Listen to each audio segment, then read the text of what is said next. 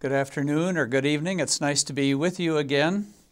We are excited to have the same group around this table discussing I think a topic that concerns or at least engages most of our viewers.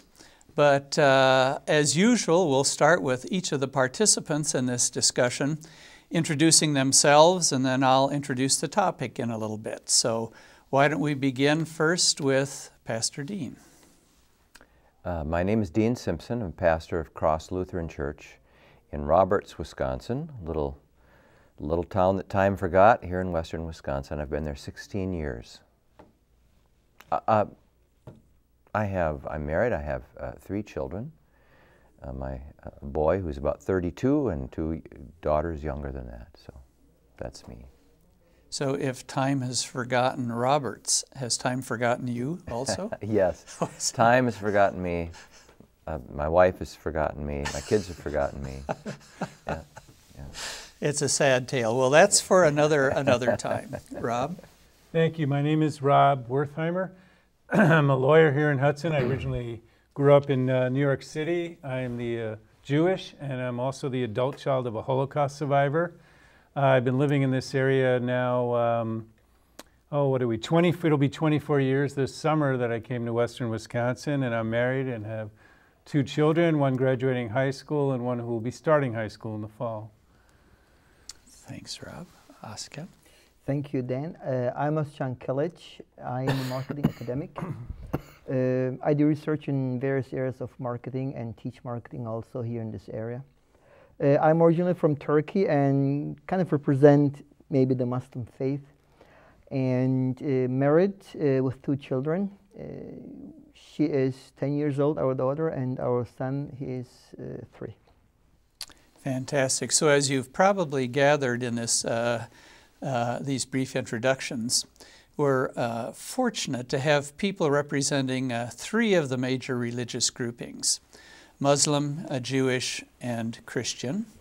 I myself am a retired pastor and academic, and since they said something about their families, I've had the privilege of living with 5 women.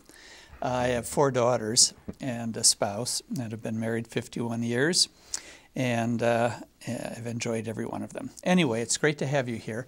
Our topic is really a serious topic, I think, this time.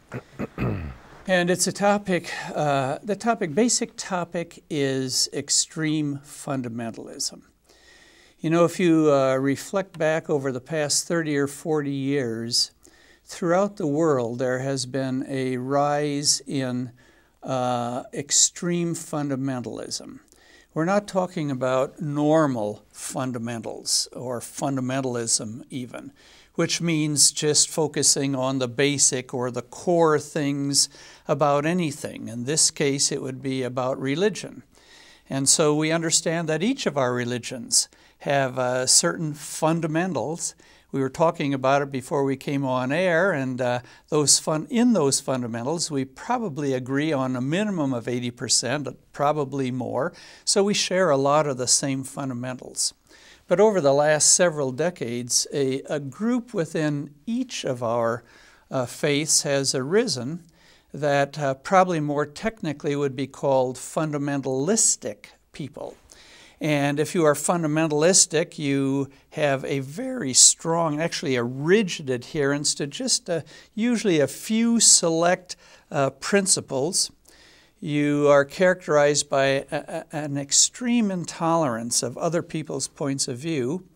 And cross-culturally, usually it's characterized by a fairly strong opposition to secularism, however that's defined. Basically, it's defined, I think, as somebody who embraces change in opposition to most fundamentalistic religious people who tend to be opposed to change and seeking to go back to some prior time that probably never existed, but in their minds it did. So it's this concept of how extreme fundamentalism has infected, really, all of our religious traditions. And so I think we'll start with each of our participants just giving a kind of a brief summary from their own perspective of how their own faith grouping has been affected by extreme fundamentalism. And why don't we start with you, Rob?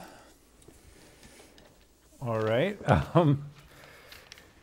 The way I look at it, first of all, for me anyway, Judaism is kind of, well, I have a nice little quote here that maybe I'll start with. Judaism is not easy to define. It's a religion and a civilization, a culture and a tradition. And Judaism really is what Jews are doing at any given time. And it's one of its components then is a never-ending debate over what Jews should be doing instead of what they're actually doing. And I like that, so I thought I'd start with that because for me, I'm not anywhere near what you would call ultra-Orthodox or into the fundamentalism. It's the way I see it within the religion, we've always had the ultra-Orthodox who are basically adhere to that fundamentalism. And you probably don't see them as much here, but in New York, they're everywhere. And there's some out in the bigger cities, the ultra-Orthodox, where they dress in the 18th, 17th century garb with the black robes, the black hats. They have the curly hair called payas, and they basically are stuck in that 18th, 17th century mode of dress, of belief. They have separate men and women when they go to synagogue. I was reading something about an article. This doctor in Israel won an award, and it was the ultra-Orthodox have such a stake there that she wasn't even able to go on the stage and accept it. She had to have a male accept it for her.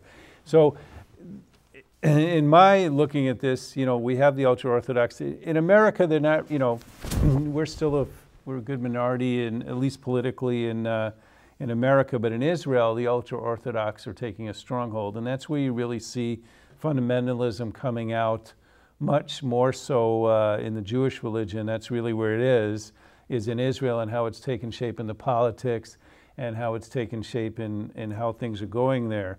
And it stems from, obviously, the peace process, the whole question of how we get to that peace process, and are we sharing, are we going to share some land for peace, quote unquote, the settlements and everything like that. And the fundamentalists, there's a big danger, there's a big concern that they have a very big stronghold in local politics in Israel. And they are the ultra-Orthodox, they're the right-wing fundamentalists, quote unquote, and they want to basically keep the foreigners out, not necessarily Muslims, but Arabs, other people that have a claim to Israel.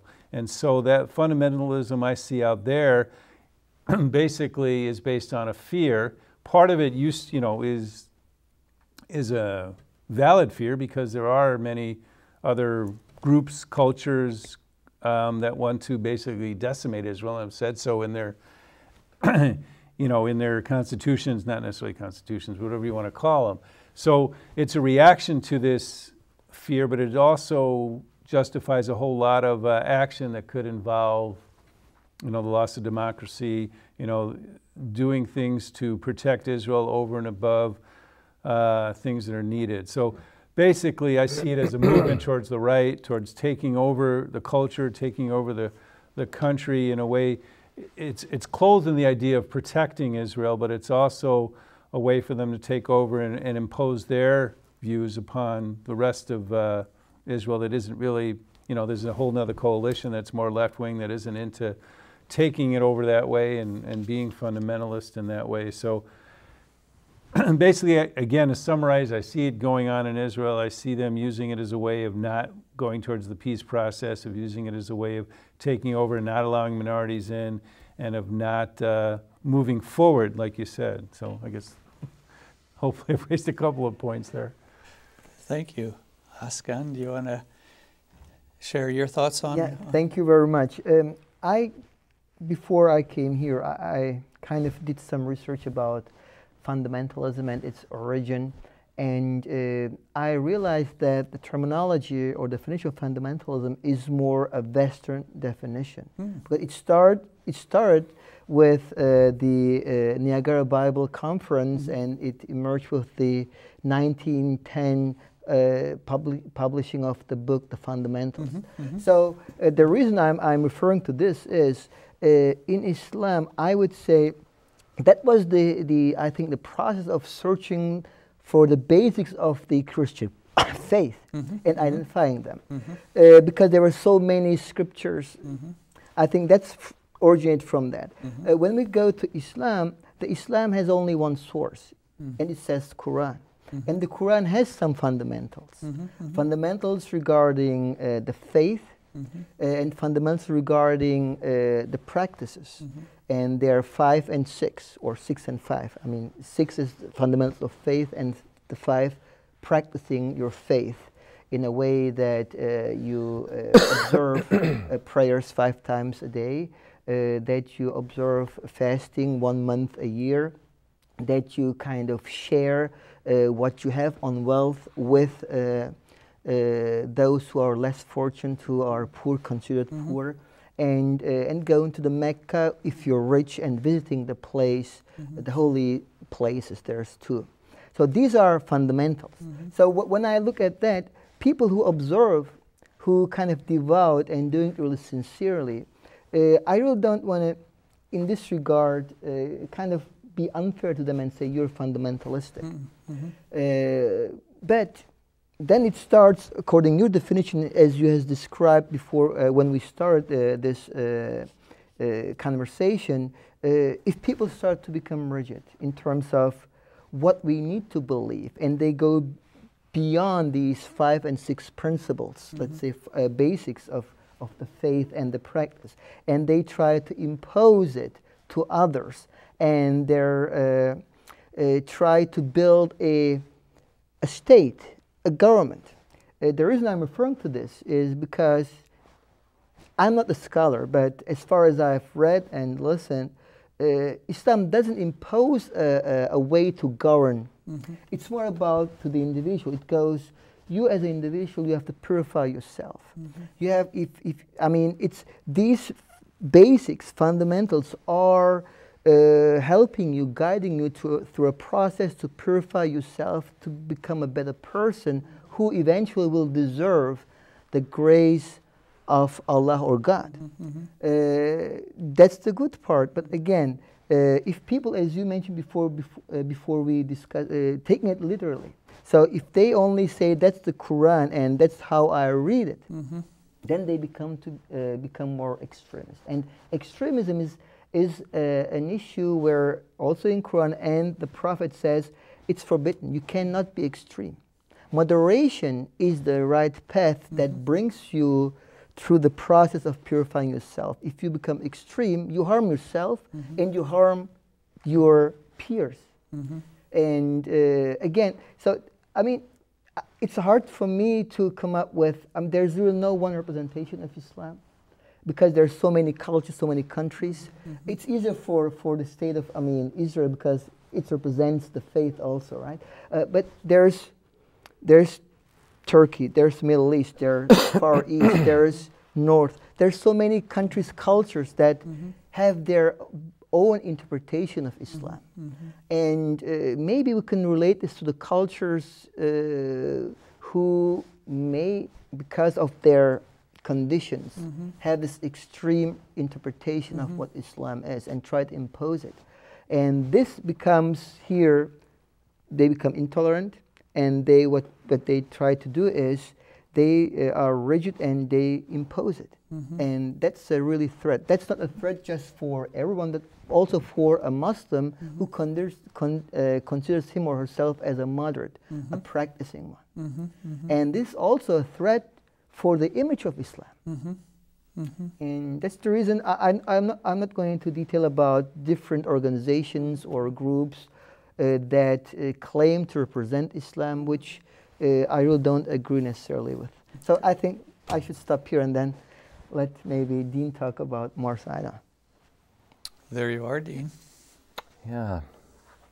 Thank you, Özkan.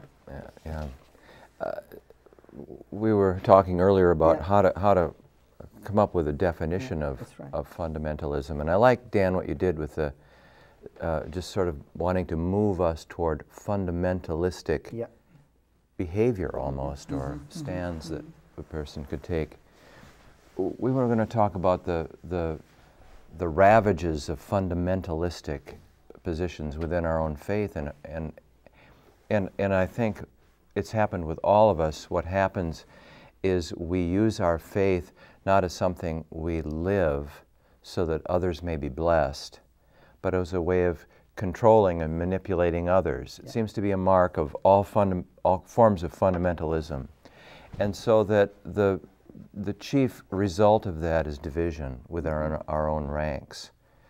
Instead of being all Christians united, all Muslims united, all Jewish people united, we're broken into factions, and one of the most violent of all the factions are those who have the most hardline, sort of literalistic, sort of backward-looking, rigid interpretation of what the faith must mean, not only for me, but for others. And so rather than faith then being something that inspires us and empowers us, motivates us to go out and mend the world and turn our enemies into friends, it becomes something that causes us to judge and to make war and to become violent against others. And when that happens, I think we're dealing with a kind of fundamentalism that is literally threatening the world today. It's tearing our churches apart. It's tearing our different faith traditions apart, and it's literally threatening the world now with war. So that sort of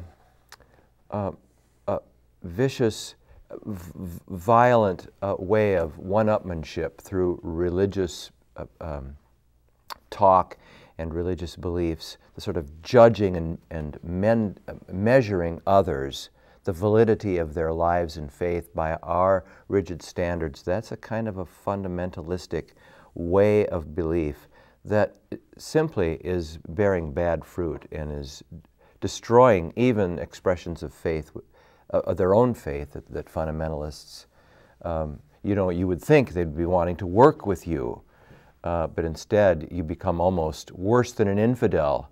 If you're a member of the Islamic faith, the Jewish faith, Christian faith, the hardline fundamentalists see you as a worse enemy, as a moderate, than the non-believers.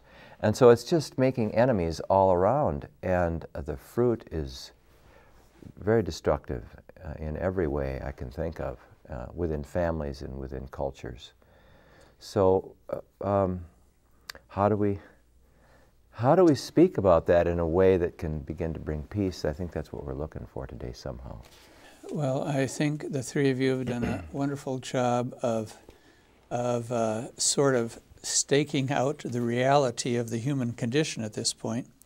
We've zeroed in on religion, but of course the same kind of an attitude inflicts not only religion, but politics and other areas of human institutional life too. And so I guess a basic question that I'm fairly confident we can't answer, but it might be fun to talk about, is what really gives rise to the mindset of a certain category of people that makes them not only susceptible to, but active in this kind of divisive behavior? What is at the root of it, do you think? Oh, man.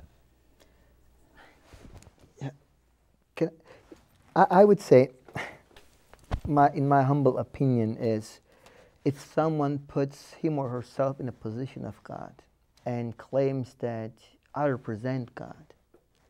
So all the things what I'm doing or I'm judging with is right and correct, and no one has the right to judge me in this regard.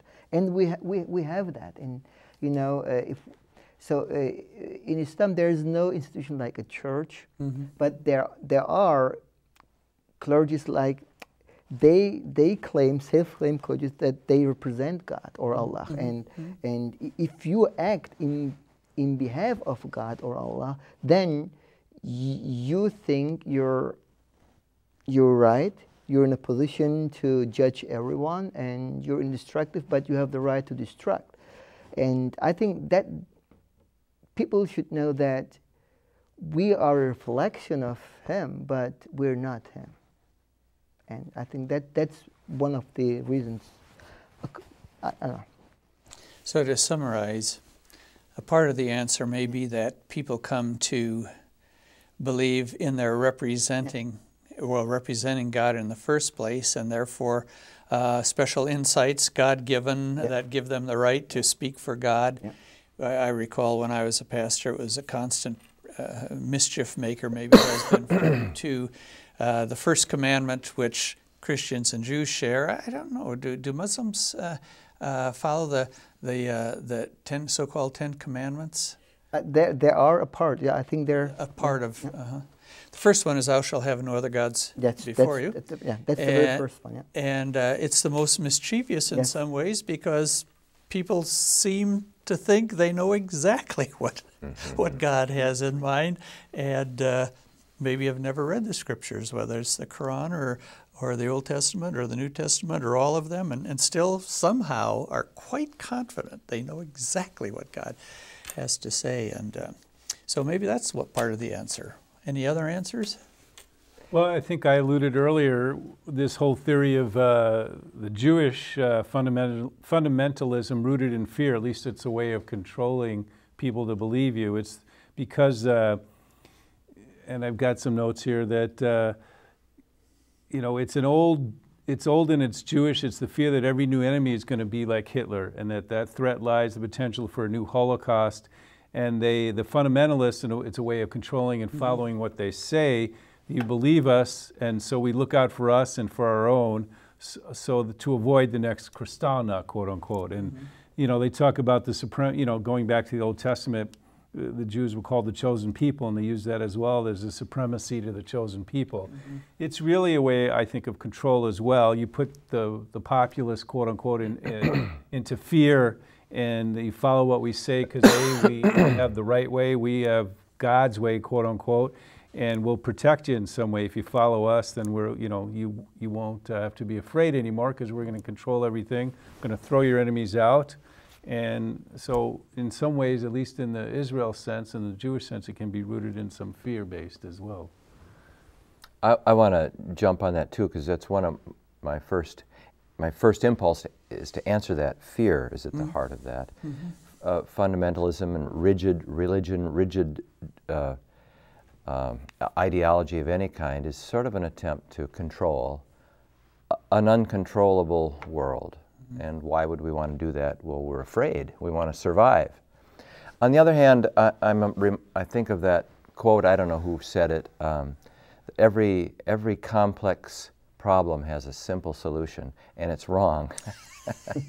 That sounds like and so I think fundamentalistic behavior and belief is a very complex phenomenon, and it's hard for us to diagnose it.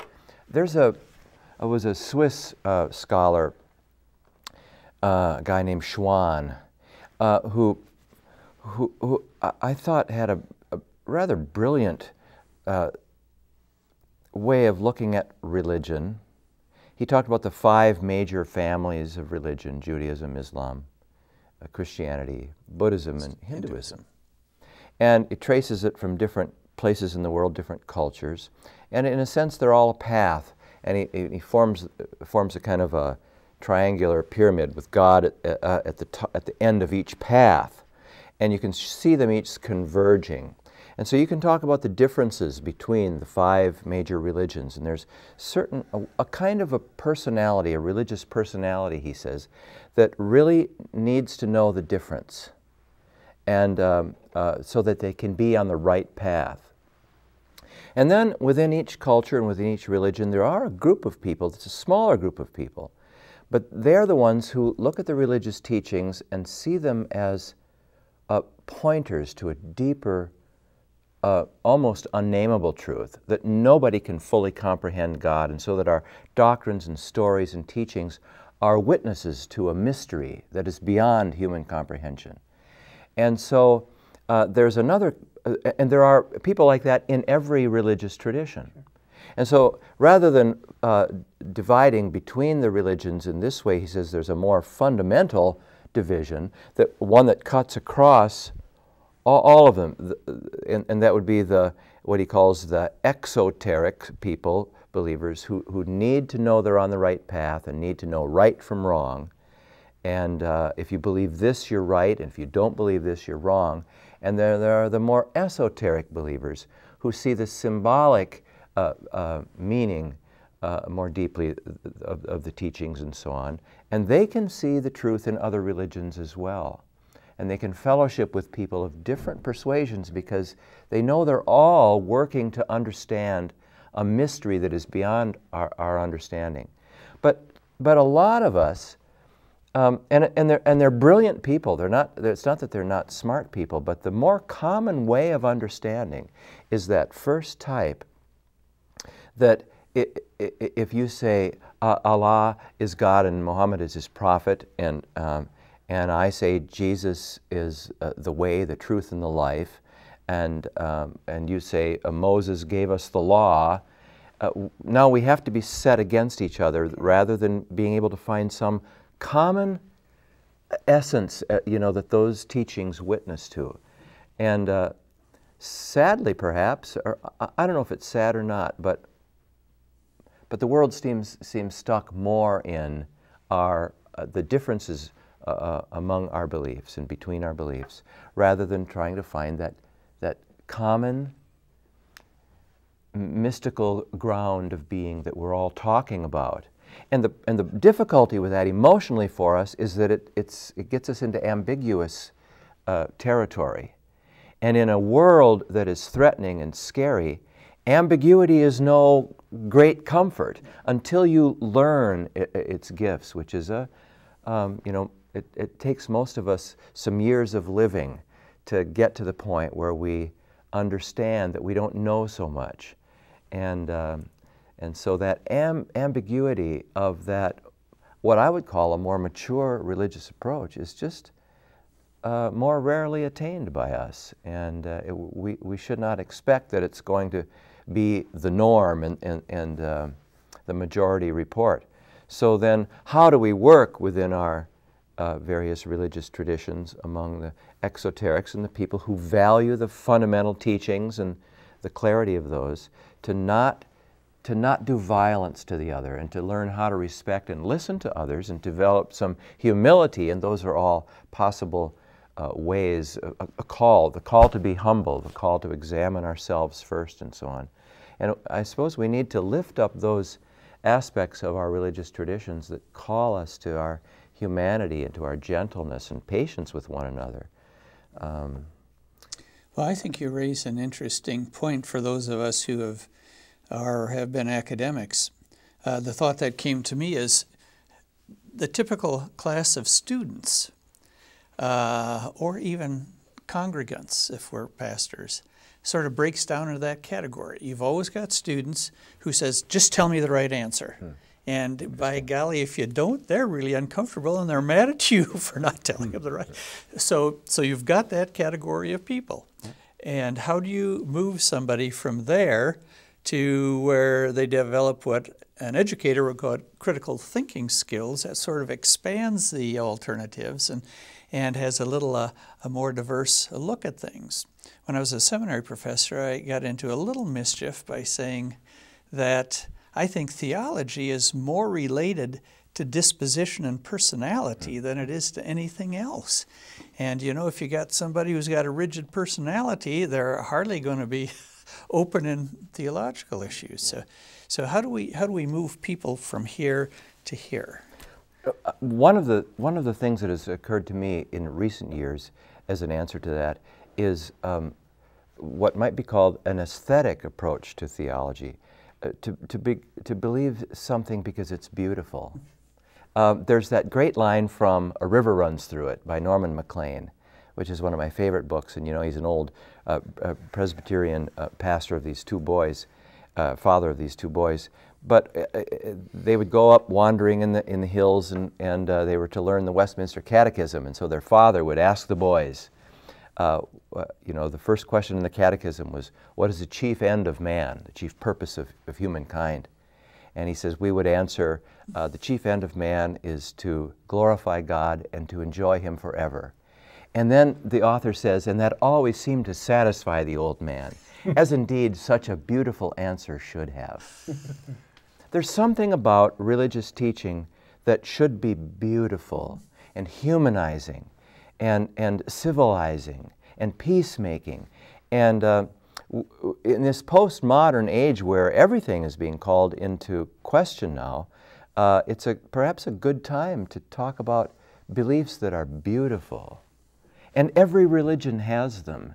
It can help us become more human and questers after beauty and loveliness. And that may be, and some religious teachings are just simply ugly. To think of a condemning, punishing, angry, vindictive God. I mean, that's, you know, you say, well, I got some Bible verses here that tell me that. Yes, but what an ugly way to believe in God. And maybe there's some appeal of that could reach across and begin to appeal to something more sublime or more emotional or more aesthetic in people. I'm not sure. Don't all religions have, I think, the basic theme of love? God is love, and to be righteous and be good to everyone, and turn the other cheek in case, you know, if you're hit, or pray for your enemies. I mean, there are some good and beautiful things, I think, in all religions that, and you would think, you know, when you talk about the fundamentalists or the extreme fundamentalists, they're supposed to be completely devout, and they're supposed to be, you know, thou shalt not kill. But then obviously there's always exceptions to that rule. So, you know, there is a beauty to the world, and there is a beauty to God that I think is in every religion that, like you're saying, if we can just concentrate on the positive and point that out, it's a way towards, you know, away from this. And to look at what we have in common as opposed to the differences is always a way of putting us all together. But again, how do you get people out from their, you know, people are, you know, a lot of the extremists are into their power and control and into, you know, war, really. And it's so anti what they're really supposed to be preaching is fundamental, as fundamental of part of their religions. It's really, you know, it's so blatantly opposed to that. But I'd say love and beauty are mainstays of all religions. Yeah. I really can only agree with the two of you, and it's even in Quran, Allah is punishing. He is punishing you if you really disobey. There's several verses, and when I talk to my children, I never bring this up, really not. So why don't we approach each other like this? Because there's other verses say, God is beautiful, and He loves what is beautiful. So why don't we talk about, you know, I don't want to say his or him, because I think God doesn't have a gender. That's how I believe. So I don't want to say him. So God, Allah, He, okay, again, that's just habit. Yeah, habit. So why don't we talk about the beautiful aspects of God's characteristics, attributes, that He loves what is beautiful. He can be merciful. He can forgive. And we as human beings are, maybe I'm repeating myself, a reflection of God, because there was this soul, this undefined, we cannot define, but He breathed upon Adam, right? Mm-hmm. And He put His soul into this, you know, clay, mm-hmm. whatever it was He created. So each and everyone has a part of God in us. Mm-hmm. But we only need to dig into deep and again, maybe polish our hearts first, mm-hmm. and see the beauty in ourselves, and then the reflection in others. Mm-hmm. Mm-hmm. And there is this issue where there are different ways to approach God. Sufism in Islam mm-hmm. is that's what it's all about. Mm-hmm. First, polishing your own heart, mm-hmm. Mm-hmm. going into yourself mm-hmm. and saying, who am I? Mm-hmm. Question yourself, and then see the beauty of God in yourself, and then believe me, everything will reflect. I mean, if it's even a bad person, mm-hmm. it will reflect and become a better one. I believe that's one way to approach for me. Well, it's with regret that as I looked at my watch, we've already actually overstepped our timeline today. And so for those of you who are viewing this, we apologize for sort of leaving this unaddressed satisfactorily, but a good start, I think.